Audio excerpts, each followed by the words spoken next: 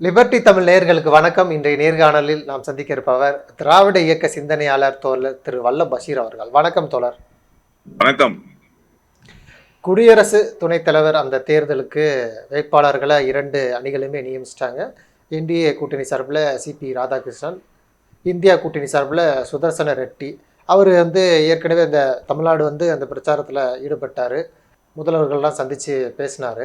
இது ஒரு புறம் இருக்குது. அமித்ஷா அவர்கள் கூறிய கருத்தும் மிகப்பெரிய ஒரு சர்ச்சையாக இருக்குது. அதாவது இந்த சுதர்சன ரெட்டி யார் அப்படின்னா, நக்சல்களுக்கு ஆதரவானவர் அப்படிங்கிற ஒரு கருத்தை முன்வைத்திருக்கிறாரு. அவருக்கு ஓய்வு பெற்ற நீதிபதிகள் எல்லோருமே ஒரு கண்டனம் தெரிவிச்சிருக்காங்க, எதிர்ப்பு தெரிவிச்சிருக்கிறாங்க, அவருக்கு கடிதமும் எழுதியிருக்கிறாங்க. இந்த வேட்பாளர் குறித்தும் அந்த அமித்ஷாவுடைய கருத்து குறித்தும் உங்களுடைய பார்வை என்ன? ஜனநாயகத்தில் தேர்தல் என்பது இன்றியமையாததாக இருக்கிறது. அது எந்த பொறுப்பாக இருந்தாலும் சரி, வார்டு கவுன்சிலரிலிருந்து நீங்கள் குடியரசுத் தலைவர் தேர்தல் வரை கணக்கிட்டுக் கொண்டாலும், குடியரசுத் தலைவர் தேர்தல் என்பது நேரடி தேர்தல் அல்ல, மறைமுக தேர்தல் தான்.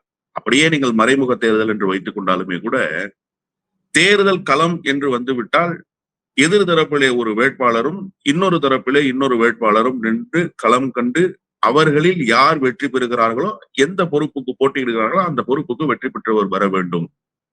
இது நியதி, கட்டமைப்பு, ஜனநாயகத்தினுடைய கட்டமைப்பு. இப்படி இருக்கிற ஒரு சூழலில் எதிர்தரப்பிலே போட்டியிடக்கூடியவர் குறித்து நீங்கள் பேசுகிற கருத்து எத்தகையதாக இருக்க வேண்டும்? அதிலும் குறிப்பாக இந்திய திருநாட்டினுடைய உள்துறை அமைச்சராக இருக்கிற அமித்ஷா எப்படிப்பட்ட கருத்தை வெளிப்படுத்த வேண்டும் என்று கேட்டால், எங்களுடைய வேட்பாளர் யார், என்ன செய்தார் என்று சொல்லுங்கள். எதிர்தரப்பிலே இருக்கிற வேட்பாளர் வெற்றி பெறக்கூடாது என்பதை சொல்லுங்கள். ஆனால் அவர் ஒரு நக்சல் அமைப்போடு தொடர்புடையவர், நக்சல்களுக்கு ஆதரவானவர் என்று பேசினால், பேசுகிற நீங்கள் யார்? ரயில் எரிப்பு சம்பவங்களில் ஈடுபட்டவர்களோடு தொடர்புடையவர்கள், பத்திரிகையாளர்களை கொலை செய்தவர்களோடு தொடர்புடையவர்கள், மத சிறுபான்மையினரை படுகொலை செய்து முகமது அக்லாக் போன்றவர்களினுடைய ரத்தத்தை குடித்தவர்களோடு தொடர்புடையவர்கள். இப்படி நெடிய பட்டியலை ஒரு நாள் முழுக்க உங்கள் குறித்து போட்டுக்கொண்டே இருக்க முடியும். நீங்கள் நிறுத்திய குடியரசுத் தலைவர், நான் விமர்சனத்துக்குள் போக விரும்பவில்லை, திரௌபதி முர்மு அம்மையாரினுடைய வரலாறு என்ன என்று பேசினால் எப்படி இருக்கும்? திரௌபதி முர்மு அம்மையாரை நாங்கள் வேட்பாளராக கருதுகிறோம் என்றுதான் காங்கிரஸ் எதிர்த்ததே தவிர, காங்கிரஸ் தரப்பிலிருந்து அவர் பழங்குடியின மக்களுக்கு செய்த துரோகம் என்ன, அவர் கைகூலி போல அரசுக்கு செயல்பட்டார் என்கிற விமர்சனங்களை எல்லாம் ஒன்று திரட்டி தேர்தல் களத்தில் அவரை வீழ்த்திட வேண்டும் என்று நினைத்தால் அது சரியான அரசியலாக இருக்குமா என்று கேட்டால் நிச்சயமாக சரியான அரசியலாக இருக்காது. என்ன பேசுகிறார் அமித்ஷா? நிதானம் இழந்து விட்டாரோ என்கிற சந்தேகம் எழுகிறது. நீங்கள் ஒரு பொறுப்புள்ள உள்துறை அமைச்சர் என்கிற பொறுப்பிலே இருக்கிறீர்கள். நீங்கள் ஒன்றும் சாதாரணமான மனிதர் அல்ல. ஏதோ போகிற போக்கில் மோகன் பகவத் விமர்சிப்பதை போல இங்கே இருக்கிற இந்த RSS VHP விஸ்வ இந்து பரிஷத்தினுடைய நபர்கள் எல்லோரும் விமர்சிக்கிறார்கள் இந்த அர்ஜுன் சம்பத் பாணியிலே. அப்படி விமர்சிப்பவர்களை போல அமித்ஷா விமர்சித்துக் கொண்டிருக்கிறார். அமித்ஷாவுக்கு முதலில் தன்னுடைய பொறுப்பு என்ன என்கிற அந்த உணர்வு இருக்கிறதா? ஒரு துணை குடியரசுத் தலைவருக்கு புகழ்பெற்ற நீதிபதி ஒருவரை நிறுத்தி இருக்கிறார்கள். அதிலும் பொது வேட்பாளர் என்கிற அடிப்படையில் நிறுத்தி இருக்கிறார். அவர் என்ன காங்கிரஸ் கட்சியினுடைய வேட்பாளரா? காங்கிரஸ் கட்சியினுடைய பாரம்பரியத்திலிருந்து வந்தவரா? இல்லையே. அவர் ஒரு பொது வேட்பாளர் என்கிற அடிப்படையில் நிறுத்தப்பட்டிருக்கிறார். அந்த பொது வேட்பாளர் இந்தியா முழுமைக்கும் சென்று வாக்குகள் சேகரிக்கிற பணியிலே ஈடுபட்டிருக்கிறார். நான் என்ன கேட்க விரும்புகிறேன் என்று சொன்னால், நீங்கள் கல்லெறிவது இந்த வேட்பாளர் மீதா அல்லது நீதித்துறையின் மீதா? நக்சல்களோடு தொடர்புடையவரையா உச்சநீதிமன்றத்தின் நீதிபதி பீடம் வரை அமர்த்தினார்கள்? உச்ச நீதிமன்றத்தினுடைய நீதிபதி ஒருவர் நக்சல்களோடு தொடர்பிலே இருந்தார் என்று பேசுவது நீதித்துறையை களங்கப்படுத்துவதாகாதா? இப்ப நீங்க தேசபக்தி பாடம் எடுக்கிறீர்கள், கோர்ட்டுக்கு போங்கன்றீங்க, எதுவா இருந்தாலும் நீதிமன்றத்துல சந்திக்கலான்றீங்க, வழக்கு தொடுத்திருக்கிறோன்றீங்க. அப்போ வழக்கு, நீதிமன்றம், நீதித்துறை மீதான நம்பிக்கை, இவை எல்லாவற்றையும் ஒரே ஒரு கேள்வியின் மூலமாக முன்னால் கொண்டு வந்து நிறுத்தி அந்த நீதித்துறையினுடைய நம்பகத்தன்மையை கேள்விக்குறியாக்குகிற வேலையை இந்தியாவினுடைய உள்துறை அமைச்சர் செய்கிறார் என்று சொன்னால், இவர்கள் அரசியல் லாப நட்ட கணக்குகளுக்காக எதை வேண்டுமானாலும் செய்ய துணிவார்கள் என்பதற்கு இதுவும் ஒரு சான்று.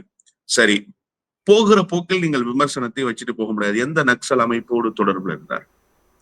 இல்ல அவருடைய தீர்ப்புகள் ஒரு நக்சலுக்கு ஆதரவான சூழல் இருக்கிற மாதிரி ஒரு தீர்ப்பு கொடுத்தாரு அப்படின்னு தான் விமர்சிச்சிருந்தார். அதாவது தீர்ப்புகள் எதன் அடிப்படையில் வழங்கப்படுகிறது, நீங்க வைக்கிற விமர்சனங்கள் எதன் அடிப்படையில் இருக்கிறது? இப்ப தட்டையான ஒரு பேச்சு பத்திரிகைகள்ல வருது அப்படி வச்சுக்கோமே, ஊடகங்கள்ல வருகிற செய்தி தானே சார் மக்களுக்கு அதிகமாக போய் சேரும். தினமலர் போன்ற ஊடகங்கள்ல என்ன போடுவாங்க, நக்சல் தொடர்புடையவர் துணை குடியரசுத் தலைவர் வேட்பாளரா கேள்விக்குறி. இப்ப மக்கள் என்ன பார்ப்பாங்க, ஆஹா என்னங்க நீதிபதினாங்க அவர் நக்சல் வாரியாம, நக்சல்களோட தொடர்புல இருப்பவராமே அப்படிங்கிற ஒரு பார்வை படும்ல. இப்ப அமித்ஷாவினுடைய கருத்தும் அதே மாதிரி தினமலர் தலையங்கத்தினுடைய கருத்து மாதிரி தான். ஆதரவாக தீர்ப்பு தந்தார். எத்தனை நீதிபதிகள் ஆதரவாக தீர்ப்பு தந்த பல்வேறு வழக்குகளில் தொடர்புடையவர்களுக்கு எதிரான தீர்ப்புகள் வந்திருக்கு? ஒரு பெரிய பட்டியல் போடுவோம். சுதந்திர இந்தியாவுக்கு பிறகு எத்தனை தீர்ப்புகளை நீதிபதிகள் வாசித்திருக்கிறார்கள்? நான் கேட்கிறேன், குமாரசாமி என்ன அதிமுகவினுடைய தொண்டரா?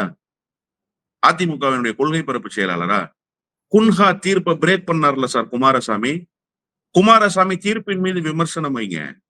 ஆனா குமாரசாமி அதிமுகவோடு நெருங்கிய தொடர்புடையவர். அதிமுகவினுடைய லீகல் செல்லுல அவர் ஏற்கனவே பணியாற்றினாருங்கிறது மாதிரியான கருத்தை சொல்றது அந்த நீதிபதியை கொச்சைப்படுத்துவதாகதா? அது எப்படி நீதித்துறையினுடைய மாண்பை களங்கப்படுத்தாமல் இருக்கும்? நீங்க இண்டிவிஜுவலை பார்க்காதீங்க, அந்த இண்டிவிஜுவலை தாங்கி இருக்கக்கூடிய இன்ஸ்டிடியூஷன்ஸ் இருக்குல்ல, அது பெருசுன்னு சொல்றேன் நான். இன்றைக்கு தேர்தல் ஆணையத்தின் மீது கல்லெறிகிறோம்னு சொன்னா தேர்தல் ஆணையமே பாழ்பட்டு போயிருக்கிற ஒரு நிலைமை வந்துருச்சு. நீதித்துறை பாழ்பட்டு போயிடுச்சுன்னு சொல்ல வராரா அமித்ஷா? நீதித்துறைக்குள் இப்படிப்பட்ட களங்கங்கள் சுமத்தப்படுவதன் மூலமாக நீதித்துறையினுடைய மாண்பை குறைக்கிற வேலையை இந்த நாட்டினுடைய உள்துறை அமைச்சர் செய்கிறாரோ என்கிற சந்தேகம் தானே எழுகிறது இதன் மூலமாக. அது எப்படி சார் நீங்க சொல்லுவீங்க நக்சல்களுக்கு ஆதரவான தீர்ப்பை கொடுத்தார்கள் என்று சொல்லி? அப்ப உங்களுக்கு ஆதரவான தீர்ப்பை கொடுத்தவர்கள் எல்லாம் RSS ஓடு தொடர்புடையவர்கள் என்று இடது கையால் ஒதுக்கி விட முடியுமா? உங்களுக்கு ஆதரவாக நீதிபதிகளாக உட்கார்ந்து கொண்டு குரல் எழுப்பியவர்களை எல்லாம் யார் என்று ஒரே நேரத்தில் விமர்சித்து தள்ளிவிட முடியுமா? முடியாது தானே. அப்ப நீதித்துறை என்பது வாத பிரதிவாதங்களின் அடிப்படையில் தான் தீர்ப்புகளை தரும் என்று மக்கள் என்றைக்கும் நம்புகிறார்கள். நாங்களும் அப்படிதான் நினைக்கிறோம். அப்போ வாத பிரதிவாதங்களின் அடிப்படையில் நீதித்துறை தீர்ப்பு தர்றதில்ல, அது அரசியல் லாபநட்ட கணக்குகளின் அடிப்படையில் தருகிறதுன்னு யாரு சொல்றா? இந்த நாட்டினுடைய உள்துறை அமைச்சர் சொல்றாரு. அப்ப இதை விட மிகப்பெரிய விமர்சனத்தை நீதித்துறையின் மீது யாராவது வைத்திட முடியுமா? நியாயமாக சூமோட்டோவா அமித்ஷாவை விசாரிக்கணும் நீதிமன்றம். ஏன் நீதித்துறை குறித்து இப்படி ஒரு களங்கத்தை நீங்கள் தேர்தலுக்காக கற்பித்தீர்கள்? முன்னாள் நீதிபதி ஒருவருக்கு இப்படி ஒரு களங்கத்தை நீங்கள் ஏற்படுத்தியதன் மூலமாக நீதித்துறையினுடைய நம்பகத்தன்மையை கேள்விக்குறியாக்கி இருக்கிறீர்கள். நோட்டீஸ் அனுப்பணும், சம்மன் அனுப்பணும் அமித்ஷாவுக்கு. நியாயமாக நீதித்துறை செய்யுமான்னு எனக்கு தெரியாது, ஆனா நியாயம் இருக்கிறதாக நான் கருதுறேன். அமித்ஷா இது போன்ற கருத்துக்களை தெரிவிப்பது என்பது மிக மிக ஆபத்தான போக்கை உருவாக்குவதற்கான வாய்ப்பாகத்தான் இருக்குமே தவிர இது தேர்தலில் வெற்றி தோல்விக்கான ஒரு பிரச்சாரமாக அமையுமா என்று கேட்டால் நிச்சயமாக அமையாது. தேர்தல் பிரச்சாரம் என்பது வேறு வகையில் செய்ய வேண்டியது. இந்த அரசுக்கு துணை நிற்க வேண்டிய குடியரசு துணைத் தலைவர் என்று சொல்லுங்கள்.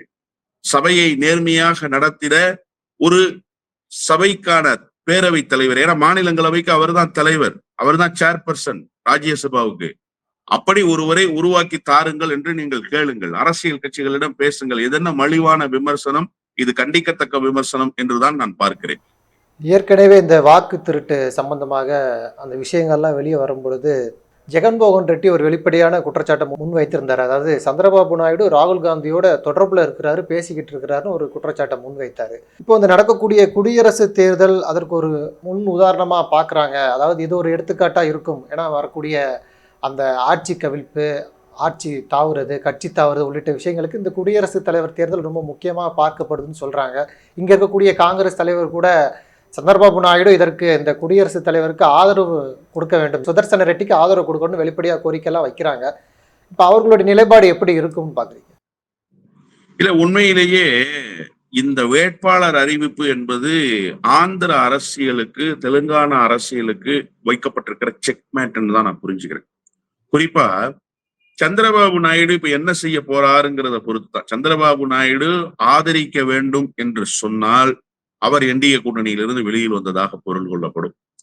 இந்த வேட்பாளரை எதிர்ப்பதாக இருந்தால் அந்த மண்ணினுடைய மைந்தனை துணை குடியரசுத் தலைவர் நாற்காலியில் அமர்த்துகிற அரும்பெரும் வாய்ப்பு இருந்து அதை தவற விட்டு விட்டார்.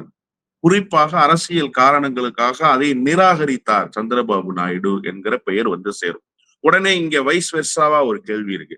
சரி, அப்போ நீங்க வந்து சிபி ராதாகிருஷ்ணனுக்கு அது பொருந்தாதா அப்படின்னு கேட்டா, சிபி ராதாகிருஷ்ணன் என்பவர் பொது வேட்பாளர் அல்ல. நல்லா நீங்க புரிஞ்சுக்கணும். சிபி ராதாகிருஷ்ணன் என்பவர் பாரதிய ஜனதா கட்சியினுடைய கொள்கை கோட்பாடுகளை உள்வாங்கிக் கொண்டு அரைக்கால் ட்ரௌசர் போட்டுக்கொண்டு RSS பயிற்சி முகாம்களில் பயிற்சி எடுத்த RSS காரர். அவர் பாரதிய ஜனதா கட்சியினுடைய பிரதிநிதியாக நாடாளுமன்றத்துக்கு அனுப்பப்பட்டவர். பாரதிய ஜனதா கட்சியினுடைய வேட்பாளராக பல்வேறு தேர்தல்களில் போட்டியிட்டவர்.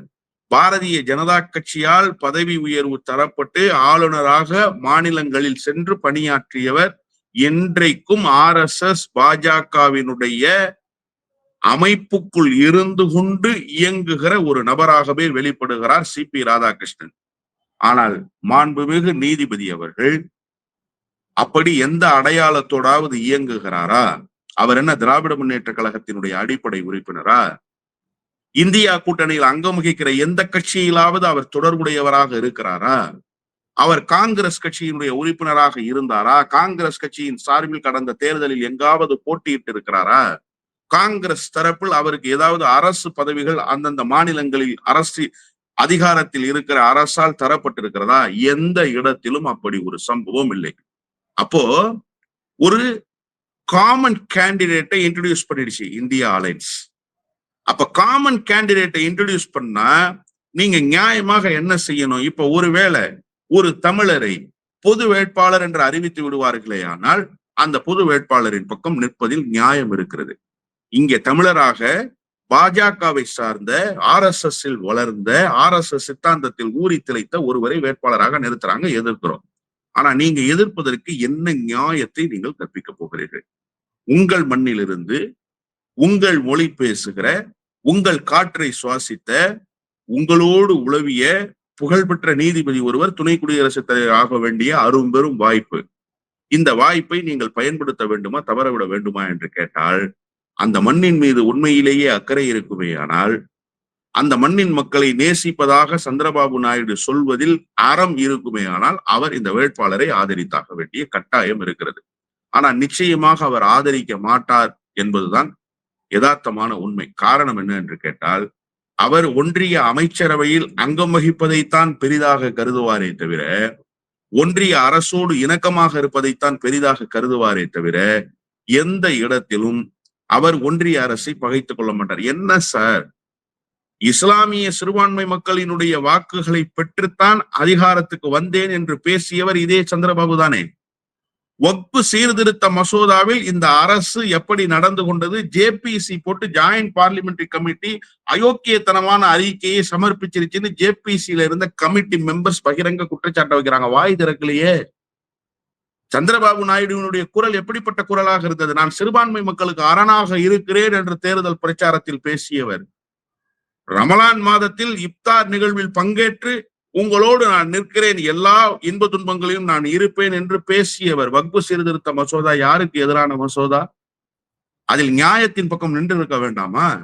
ஆனா நிற்கிறாரே. இவ்வளவுக்கும் சந்திரபாபு நாயுடுவினுடைய ஆட்சி பாஜகவினுடைய தயவில் அல்ல. ஆனால் பாஜகவினுடைய மோடி அரசு சந்திரபாபு நாயுடுவினுடைய தயவிலே நிற்கிறது. ஆள் பிடிக்கிற வேலையை அல்லவா செய்து கொண்டிருக்கிறார் சந்திரபாபு நாயுடு. சந்திரபாபு நாயுடுவினுடைய ஏற்பாட்டில் தானே திமுக கூட்டணியில் அங்கம் வகிக்கிற மதிமுக பேச்சுவார்த்தை நடத்தியதாக ஊடகங்களில் செய்தி வெளியாகி இருக்கிறது. அப்போ அந்த கூட்டணிக்கு பலம் சேர்க்கிற வேலையை செய்து கொண்டிருக்கிறார். அந்த கூட்டணிக்கு எதிரான நடவடிக்கைக்கு வந்து விடுவாரா? எந்த இடத்திலும் அப்படி ஒரு வேலையை அவர் செய்ய மாட்டார். அப்போ என்ன நிலைமை? இந்த மண்ணினுடைய மக்களுக்கு எதிராக அந்த மண்ணினுடைய மைந்தன் ஒரு உச்சபட்ச அதிகார பொறுப்புக்கு வருவதற்கு எதிரான நிலைப்பாட்டை எடுக்க போகிறார் என்பதுதான் யதார்த்தமான உண்மை. இது அரசியல் லாப நட்ட கணக்குகளை கருதி தெலுங்கு தேசம் கட்சி எடுக்க போகிற நடவடிக்கை. இப்ப இதுல இன்னொரு கேள்வி இருக்கு. ஜெகன்மோகன் ரெட்டி, ஒய்எஸ்ஆர் காங்கிரஸ் என்ன நிலைப்பாடு எடுக்கிறாங்க? அவர்கள் யாருக்கு ஆதரவாக நிற்க போகிறார்? அவர் குற்றச்சாட்டு வைக்கிறார்ல, அதே மண்ணில் அந்த மண்ணினுடைய மக்களுக்கான அரசியலை பேசுபவர் தானே ஜெகன்மோகன். அப்ப ஜெகன்மோகன் இந்த பொது வேட்பாளரை ஆதரிக்கிறாரா? அது குறித்து ஏதாவது அறிவிப்பு வெளியிட்டு இருக்கிறாரா? அவருடைய நிலைப்பாடு என்ன? அப்ப அவருடைய நிலைப்பாடு பொறுத்து தான் நீங்க சந்திரபாபு நாயுடுவை விமர்சிக்க முடியும். சந்திரபாபு நாயுடு அக்மார்க் தேசிய ஜனநாயக கூட்டணியினுடைய அங்கம் என்பது தெரிஞ்சு விட்டது. நீங்க தேசிய ஜனநாயக கூட்டணியினுடைய அங்கமா? தேசிய ஜனநாயக கூட்டணியில் என்ன ரோல் உங்களுக்கு இருக்கு? ஏதாவது ரோல் உங்களுக்கு இருக்கா? நீங்க ஏதாவது அதிகாரப்பூர்வமாக அந்த கூட்டணியில் இணைந்ததற்கான சாட்சியங்கள் இருக்கா?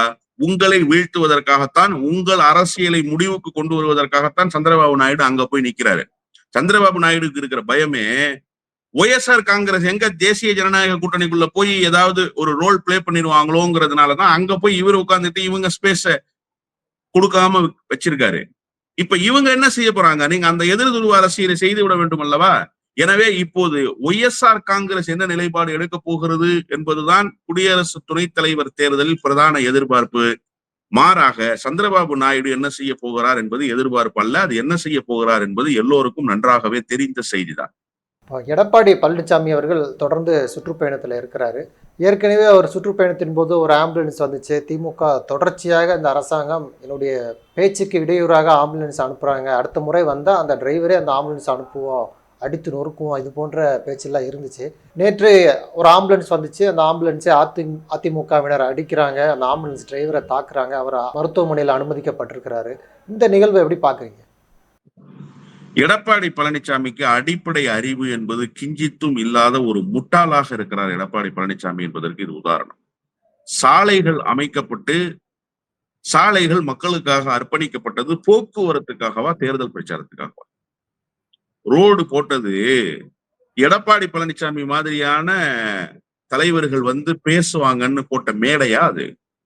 அது சாலை சார், அது போக்குவரத்துக்காக தான்.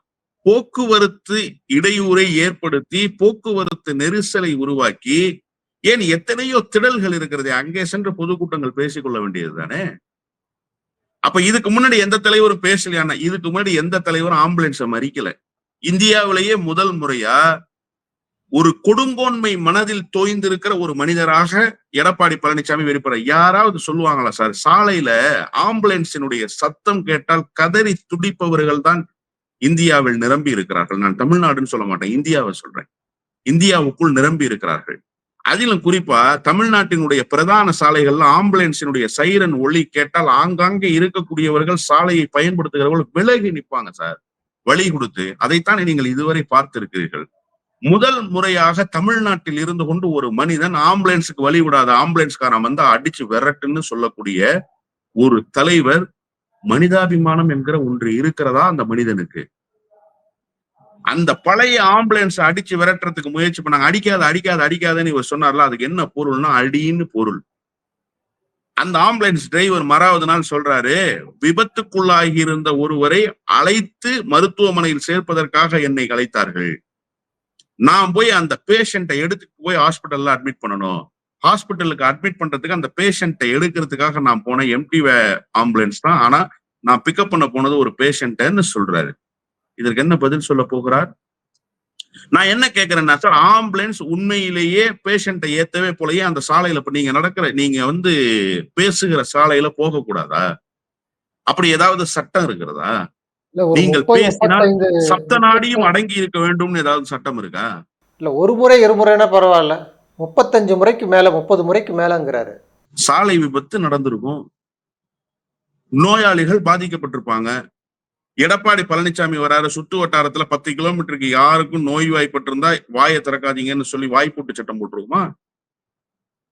எடப்பாடி பழனிசாமி வந்து பேசிட்டு போற வரைக்கும் எந்த சாலையிலும் எந்த வாகனமும் வரக்கூடாதுன்னு தடை விதிச்சிருவோமா? 144 போட்டுடலாமா?